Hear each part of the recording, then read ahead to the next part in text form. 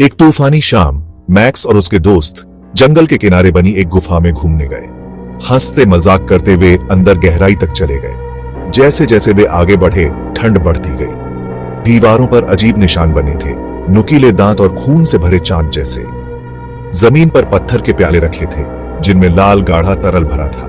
Max बोला, ये शराब नहीं है। अचानक अंधेरे से आवाज आई, तुम्हें यहां नहीं आना चाहिए था, ये जगह तुम्हारे लिए नहीं है। परछाइयों से एक पिशाच निकला, लंबा और दुबला, हड्डियों जैसा सफेद चेहरा, लाल जलती आंखें और खून टपकते नुकीले दांत। दोस्त डर कर भागे, पर पिशाच बिजली से भी तेज था। उसने दो को पकड़ लिया और उनका खून पी लिया। उनकी लाशें जमीन पर गिर गईं। मैक्स ने कांपते हाथों से नुकीला पत्थर उठाया। हमसे दूर रहो, वह चिल्लाया। पिशाच हंसा, पत्थर मुझे नहीं मार सकता, मैं अमर हूं। गुफा कांप उठी, धूल और आग से सब भर गया। आखिरकार मैक्स और उसके बचे हुए दोस्तों ने मिलकर पिशाच को दीवार में बने चांदी के क्रॉस पर पटक दिया। पिशाच चीखा, उसकी देह जलने लगी और वह राख में बदल गया। सब थके हुए जमीन पर गिर पड़े। उन्हें लगा वे बच गए, लेकिन तभी मैक्स अपने हाथ को पकड़कर लड़खड़ाने लगा। उसकी त्वचा पर दो गहरे दांतों के निशान थे। एक दोस्त घबराकर बोला, मैक्स तुम्हें चोट लगी है। मैक्स ने धीरे से सिर उठाया।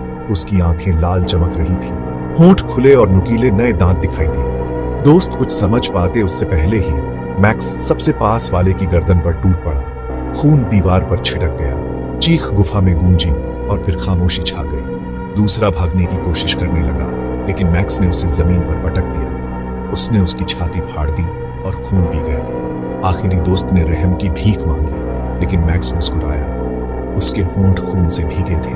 वह बोला, मुझे बहुत भूख लगी है, और उसने उसकी गर्दन नोच डाली। सुबह तक गुफा के बाहर खून से लथपथ लाशें बिखरी पड़ी थी। सिर्फ मैक्स जिंदा बाहर आया। उसकी आंखें लाल आग की तरह चमक रही थी और उसकी भूख अब शुरू हुई थी।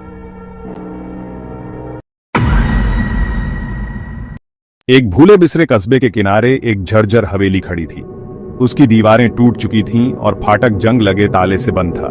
गांव के लोग उसकी परछाई से भी डरते थे, क्योंकि कहते थे कि वहां बौना जिन्न रहता है। बहुत समय पहले यह हवेली एक अमीर आदमी की थी, लेकिन उसका धन कर्ज में डूब गया। लालच और निराशा में उसने काला जादू अपनाया। उसे एक ऐसा मंत्र मिला जिससे वह फिर से अमीर हो सकता था, पर उसके लिए एक इंसानी आत्मा की बलि देनी पड़ती। उसने अपने वफादार नौकर को बलि के लिए चुना। रात को हवेली में मंत्रोच्चारण और आग का घेरा बनाकर उसने नौकर को कैद कर लिया, लेकिन आखिरी पल में नौकर बच निकला। मंत्र अधूरा रह गया और उल्टा असर हुआ। हवेली का मालिक राख बन गया, उसकी आत्मा वहीं फंस गई। लेकिन श्राप नौकर पर पड़ा। उसका शरीर मुरझा गया, आंखें अंगारों की तरह जलने लगीं और वह बौना जिन्न बन गया। अब वह हमेशा उस हवेली में भटकने को मजबूर था। गांव वाले कहते थे कि जिन्न बेवजह नहीं भटकता, वह एक जिंदा इंसान की आत्मा चाहता है। अगर उसे कोई मिल जाए तो हवेली का मालिक उसकी आत्मा से फिर जिंदा होकर अपनी अधूरी तमन्ना पूरी कर लेगा। इसी वजह से कोई उस हवेली के पास नहीं जाता था। सालों बाद एक मुसाफिर आया, आयान। उस हवेली में मत जाना, बौना जिन्न एक जिंदा आत्मा ढूंढ रहा है। अगर वह तुम्हें पकड़ ले तो मालिक वापस लौट आएगा। ये सब बच्चों को डराने की कहानियां हैं। एक तूफानी रात वह हवेली में घुस गया। अंदर धूप और जली हुई अगरबत्ती की बू फैली हुई थी। दीवारों पर खून से बने चिन्ह थे। बड़े हाल में उसने देखा, हवेली के मालिक की काली जली हुई हड्डियां अब भी बलि देने की मुद्रा में पड़ी थीं। फिर शुरू हुआ, खर खर, छत की बलियों से, फर्श के नीचे से, दीवारों के पीछे से। अंधेरों से बौना जिस्म निकला, टूटा फूटा शरीर, टेढ़ी कमर, असंभव चौड़ा मुंह और लाल जलती आंखें। उसकी आवाज दोहरी थी, आधे में नौकर की पीड़ा और आधे में मालिक की लालसा। वह एक बार असफल हुआ, लेकिन तेरी आत्मा से वह लौटेगा। तू वही देगा जो मैं नहीं दे पाया। दरवाजे अपने आप बंद हो गए। आयान की चीखें हवेली में गूंजती रहीं। फिर सब शांत हो गया।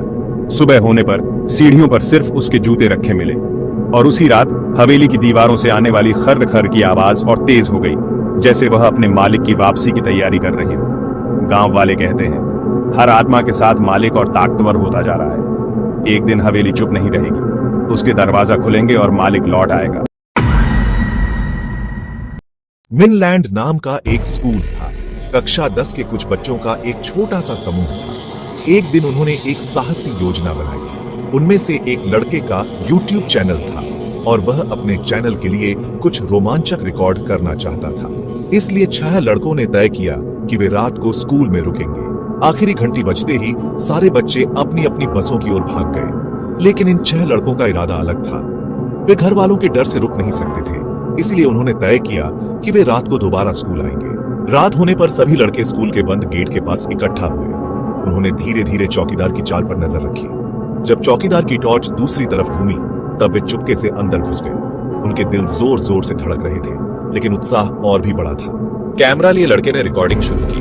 दोस्तों, आज हम आधी रात को अपने स्कूल के अंदर हैं। मैंने सुना है कि मिनलैंड स्कूल कब्रिस्तान पर बना है, तो आज देखते हैं कि यह सच है या नहीं। समूह ने कक्षाओं, पुस्तकालय, साइंस लैब और खाली मैदान तक पूरे स्कूल की खोजबीन की। हर दरवाजा चरमराहट की आवाज करता, लेकिन अंदर कुछ भी अजीब नहीं था। कैमरे में केवल खाली गलियारे और पुराना सामान दिखाई देता। धीरे धीरे उनका डर हंसी में बदल गया।